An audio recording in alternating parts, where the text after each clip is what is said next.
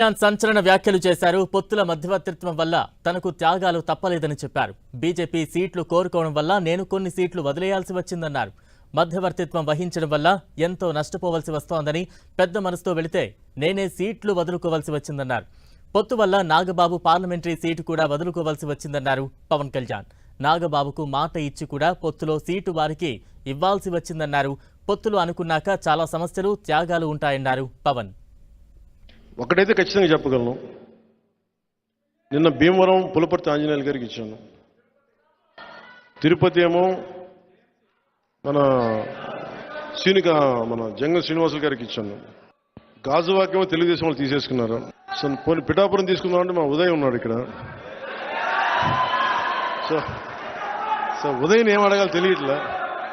So ఉదయ్ని అడిగి పిఠాపురం ఖాయం చేసుకోమని చెప్తారు. ఈ అలయన్స్లో భారతీయ జనతా పార్టీ కోరుకోవటం వల్ల కొన్ని సీట్లు వదులుకోవాల్సి వచ్చింది అదనంగా. దాంట్లో కొంతమంది మన వాళ్ళే నష్టపోయారు. మధ్యవర్తిత్వం వహిస్తే ఏమి నష్టపోతాం నాకు బాగా అర్థమైంది. పెద్ద మనసుతో వెళ్తే మనం చిన్న చేసుకున్న వాళ్ళు అయ్యాం.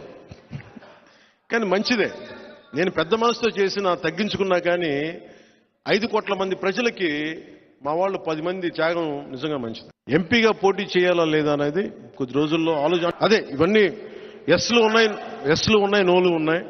అది ఎట్లాగనేది నాకైతే మనసులో ఎమ్మెల్యే ఉంది. అందుకని నేను దాని మీద ఏం వ్యాఖ్యానించట్లేదు. పెద్దలతో మాట్లాడి నా నిర్ణయం చెప్తాను వాళ్ళకి.